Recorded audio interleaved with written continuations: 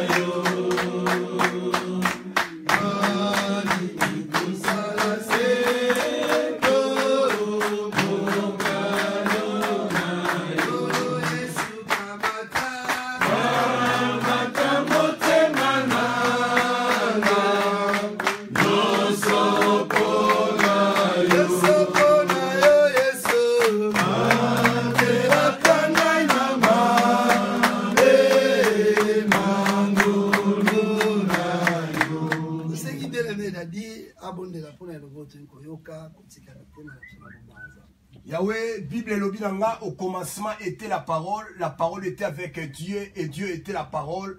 La Bible dit toutes choses ont été faites par elle et rien de ce qui a été fait sans elle. Yawe tokelami na liloba. Liloba nepe mutekope sabiso stati parfaite na yo. Pote mokoloko ya to matano na mapata. Zambe na kabi mombu na yo akole sabiso na maboko na yo. Zambe pe sai maloba de tapa. Olobaki na prophète Jérémie fongola bilebu ngana kotia maloba kati na yo. Yawe malobo tokoyoka toche na misala po ete Bible bimoto ayoka kaliloba abanga kapati aka na misala azalo kola moto mayele oya tonginda kwa tie fondation libanga ata mipepe ata bambongo ekoenda ko ekokwela te ekotele mangwi. Nzambe simba biso to kaliloba na yo na kombo na Yesu Kristo kombo lekiba kombo nyoso. Merci Seigneur Jésus-Christ. Merci Seigneur Jésus. D'abord, tu as mis pasteur Micho na kombo na Yesu ya Amen. Amen. Naote abinote na eto sur la biso nyoswa. Pour ngam na l'équipe motute biso sto partager le banzam. Amen. Amen. OK, Genèse 39 le verset 7. Je vais lire au nom de Jésus. Amen. Après ces choses, il arriva que la femme de son maître porta les yeux sur Joseph et il dit, couche avec moi. Il refusa et dit à la femme de son maître, voici mon maître ne prend avec moi connaissance de rien dans la maison. Et il a remis entre mes mains tout ce qui lui appartient. Il n'est pas plus grand que moi dans cette maison. Il ne m'a rien interdit, excepte toi, parce que tu es sa femme. Comment ferais-je un aussi grand mal et pécherais-je contre Dieu? Amen. Amen. Comment pécherais-je contre Potiphar, mais contre Dieu? Alléluia. Amen. Moi, exhortation, c'est la crainte de l'Éternel. Alléluia. Amen. Joseph a bangaki Potiphar, mazaki na conscience ya nzamba zanen. Omniprésence en Zambé. Alléluia. La connaissance de Dieu, la crainte de Dieu vient de la connaissance de Dieu.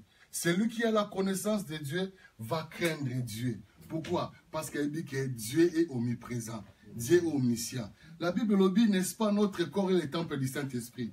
Si l'Esprit de Dieu habite en toi, tant que vous critiquez aux autres, au moins que vous êtes. Or, la crainte de Dieu, c'est honorer Dieu. Celui qui craint Dieu, il respecte Dieu. Mouto ba respectaka, ba sakanaka na yete. Alléluia.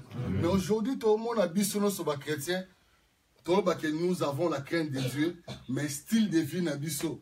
Et là, c'est que tout le monde a Alléluia. Occasion d'être au lingala, occasion non. Au ba pesiye. Malobi, non banga Potiphar te. Potiphar aza mutu. Mais il y a quelqu'un qui est plus grand que Potiphar. Yende mutu na respecter ya moyena salizate lelo bato mo toke na fête abanga komela po pasteur na ya zawana metango atala ba filme ya mabe na ndaku tango asala mabe pasteur azalakate mais il y a un Dieu qui voit tout. Alléluia. À quoi sert ya kobanga mutu oyo que non nulle part que Dieu oyo obi ko linga kaye mais tu l'honores pas. Alléluia. Lelo beaucoup de gens ba qui craignent Dieu. Mais si on a le style de vie na bango, au monde qui a banga nzambe te. To banga nzambe dimanche te. Alléluia. Batumso bate basambe asona jeudi. To banga penzambe jeudi te. La crainte de Dieu c'est un style de vie de chaque jour. Amen. Alléluia. Amen. Pourquoi? Parce que Dieu est avec toi 24 heures sur 24 heures. Lorsqu'on dit Emmanuel, Emmanuel c'est Dieu à nous. Non Dieu, Dieu à nous. Si Dieu est en toi, comment rotonga, go critiquer, osano pas l'aise. Après, bandi, rabo shakala baba, na commission zambe, ozo déshonorer Dieu. Alléluia. Non que musikate. Deuxième point, Zali, pourquoi nous craignons Dieu? Parce que nous l'aimons. Alléluia. Parce que ce que nous avons nzambe, a déshonorer été. Obi ba chrétien belé lo, na basi na mibali. Baba nga okwe na ekobo pour le divorce. Mais nga banga okwe na ekobo pour nzambe. Alléluia. Pour divorce, c'est quoi na bandenge nyos. Na kamambongo na mambebele. Mais soko banga nzambe, o banga te pour moba inoza pour moi sinoza. Azala zalate parce que tu aimes tellement Dieu. Au mona ke soki na bimina mobali mususu, na déshonorer na famille na ngate, mais l'homme que j'ai donné mon cœur pour naïe yende mutu no sale pasi koleka po ya kene na croix po na yo mobali no kene na croix te mwasi no kene na croix te mais lorsque to salango tozo déshonorer Dieu yango lelo bato bebi bobi tu aimeras l'Éternel ton Dieu de tout ton cœur de toute ton âme de toute ton force de toute ta force. Alléluia. Yango na mutu alingi nzambe amona ke so na critiquer so na fingi so na yini so na tongi nazo déshonorer nazo honorer te. Alléluia. Et l'autre chose qui ne bisons dans l'église, est-ce que nous craignons vraiment Dieu? Est-ce que nous craignons réellement Dieu? Joseph a dit, est-ce que pécherai-je? Abissons la salle, on est mal devant Dieu. Or, la crainte de Dieu, c'est la haine du mal. Alléluia. La crainte de Dieu, c'est la haine du mal. Ça veut dire toute forme est mal. Moutoua lingi nzambe, ou abanga nzambe, toroye baye na forme wana. Alléluia. Mais Eza, il y a un moment où on a hypocrite c'est belé dans l'église pour aller ni baoninga kobanga nzambe na makasi na bango. Bien aimé, Eza facile te kobanga nzambe na makasi na yo. Mais nous avons quelqu'un qui peut nous aider, le Saint-Esprit. Lui il est là pour nous aider biso to banga nzambe. Pour battre belé ngape na meka na makasi nazokoya. Nazokoya. Sinon on comprend que il y a un ami ou aza pembeni. Yeso na simbika ye. Non, bien aimé, c'est possible qu'on soit là une année na crainte de Dieu. Alléluia. C'est possible qu'on soit là une année sans qu'on péché. C'est possible avec Dieu. Poignine, lorsque tu tournes, tu dis Saint-Esprit, je suis incapable, aide-moi. Yakoba Nzambe. Alléluia. Mais l'autre aussi na makasi na biso, to kanisi que bien aimé, babanga nzambe na prière te, babanga nzambe na jeûne te, babanga nzambe lorsque tu laisses le Saint-Esprit, tu dis Saint-Esprit, prends la place, conduis-moi, dirige-moi. Parce que yomoko orokate, bibolobi, ce n'est ni par la force, ni par la puissance, mais c'est par mon esprit. Alléluia. Bible bakisi sous sans moi, vous ne pouvez rien faire. Bien aimé, ngana yoto lukito biniseblonga chrétien. Ma réalité, tu es big to banga nzambe te. Alléluia. Dimanche tant tu as une église, bison sur la bassin. Mais tant qu'à qu'il te sili, ba face à bien et zongi. Ti samedi, dimanche, tu zongi ba face à ba chrétien. On est à quantité. Au mekito, n'a pas na mekito. Il n'est pas loin de toi. Il est à côté de toi. Mais parce qu'on peut s'inquiéter à diriger. Peut s'inquiéter. Au monde que makambo ando sa lobby au salate. Bien aimé, pour contrôler langue, c'est facilité. Mais avec le Saint-Esprit, c'est possible. Alléluia. Avec le Saint-Esprit, c'est possible. Qu'on s'ala, qu'on critique, qu'on le voit nous se gros là. Sans le Saint-Esprit, cher Nabiso, et ça fort que le Kabiso, to kolonga ngote. Alléluia.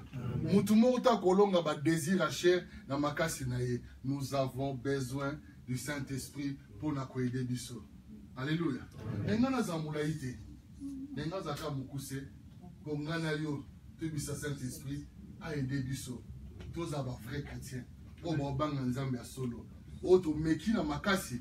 O moni bien aimé. Nga place dans un cas vrai et zaga liboso nzambe so na prier pour yebinga na bombe la kelo côté pour na fsa kenyo so talanga yo na sala kibo ayebinga fa ko na loba mais bato beleta ngo prier alors que ça tout que ya zarane nzambe nga itete na za rola comment on dit républicain ni wa baki na pharisien à reconnaître ba msu bazana orgueil spirituel. Père, tu sais comment je te crains.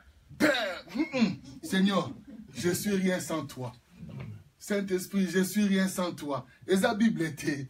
Awa, soko suningate na elote. Na za rien sa yo. Na robe malibosa ba tout saint, mais libanda be makama sala kate. Alléluia. Alléluia. Na yeko critiquer mon touté. Na yeko juger oté, ko condamner oté. Mais il y a un ami à côté de toi. Il veut t'aider.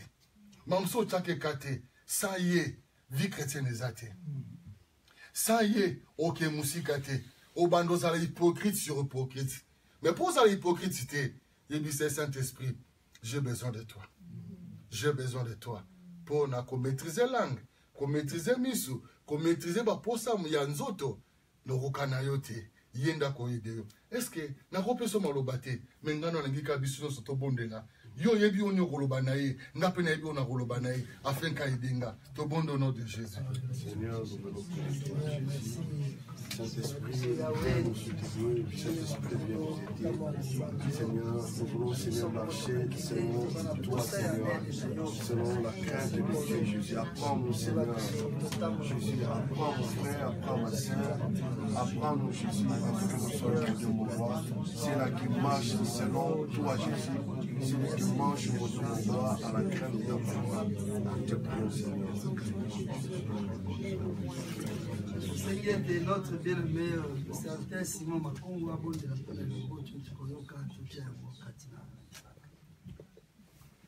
Voyons,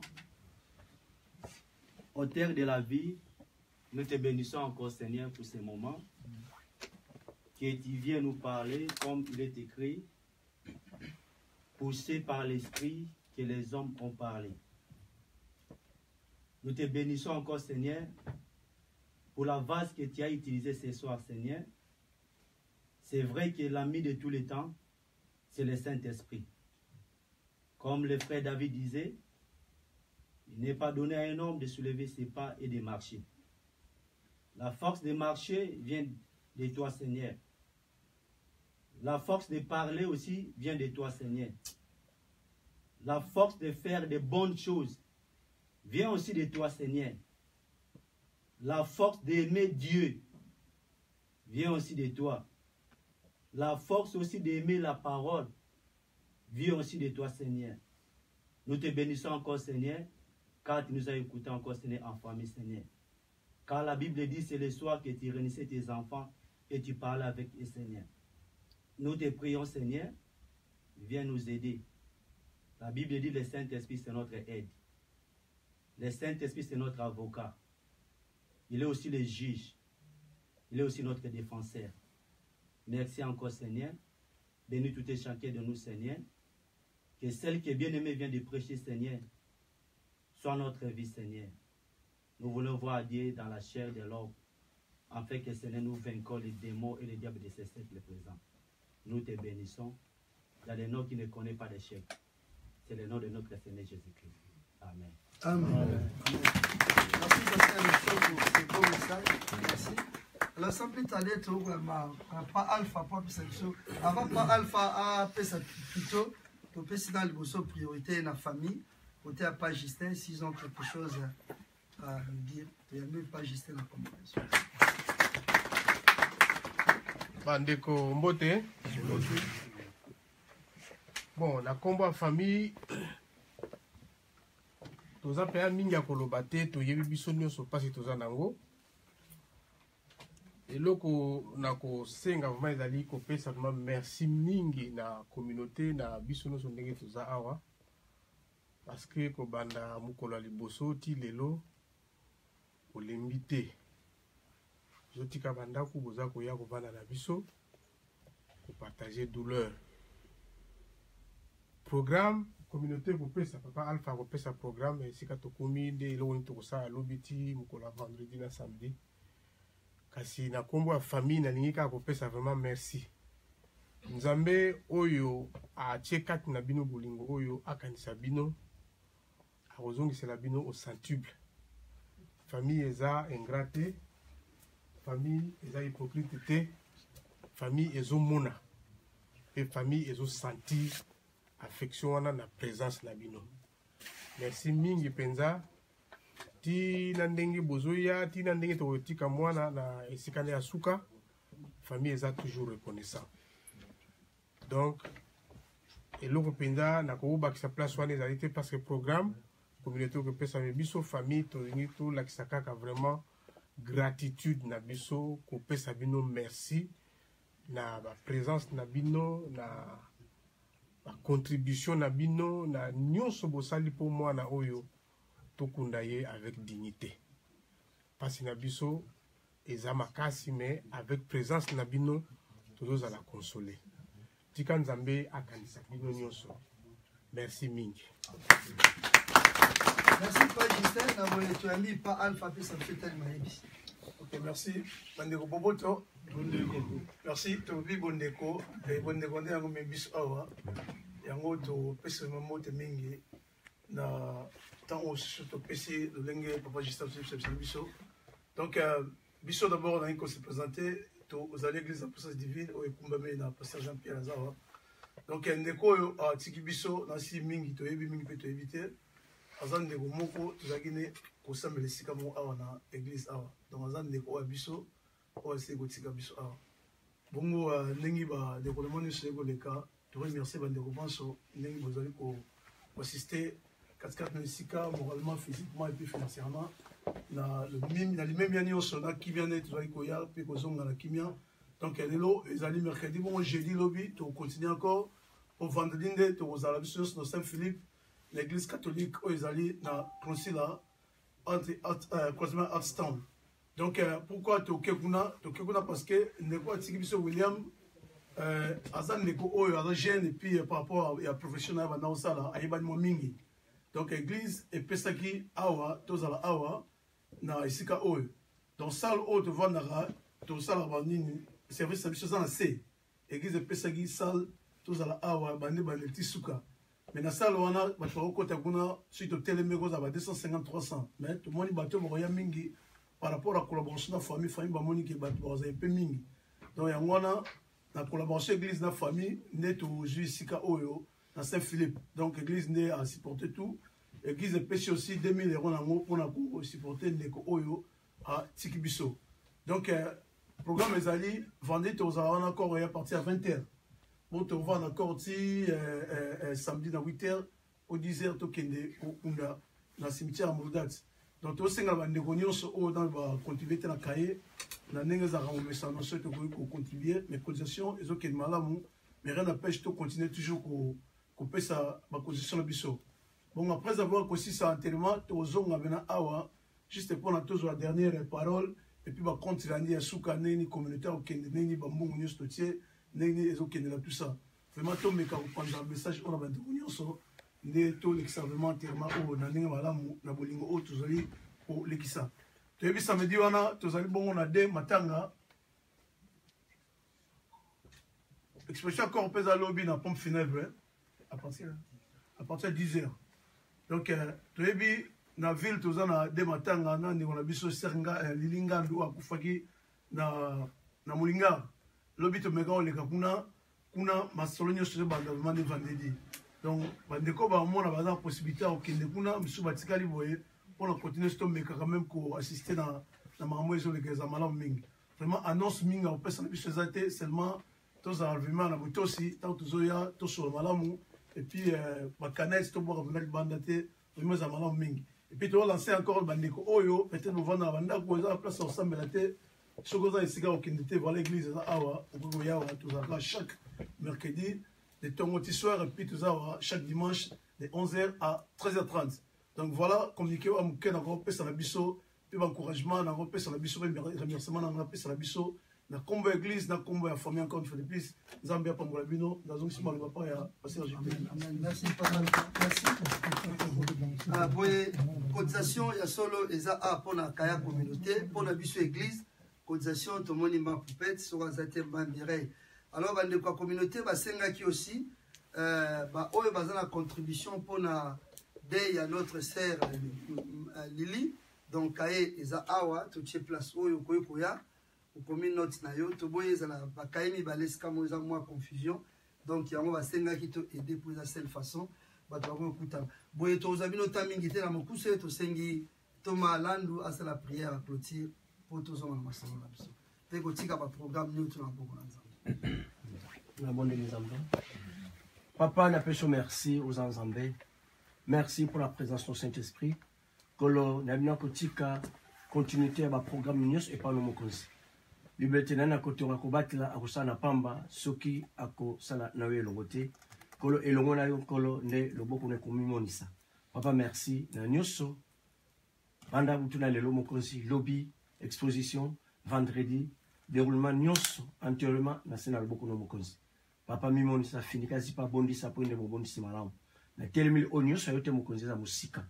Papa merci. Ngono na yume la katina libota na komboreso de la bonde libongo. Amen. Amen. Nous sommes maman et là on très spécial. maman ya balibrigen, maman de valeur, des femmes de valeur. Hein?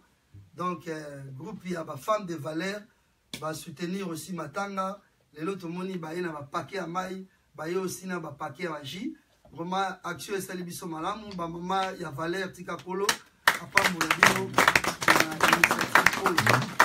Donc c'est là ba groupe ezebele, ceux qui nous ont touché bino pour soutenir d'une manière ou d'une autre, ba groupe ezebele, ba maman lisungi, ba groupe AG10 ezebele. Donc vous voyez ba pour soutenir aussi d'une manière ou d'une autre. Pour la Pambola biso, merci. Maman, vous êtes toujours merci. Papa Valère Bazadé.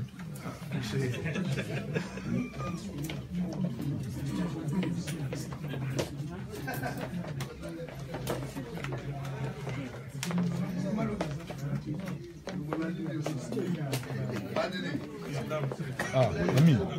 Yana. Ah, il a des binots, maman. Viens, on dit.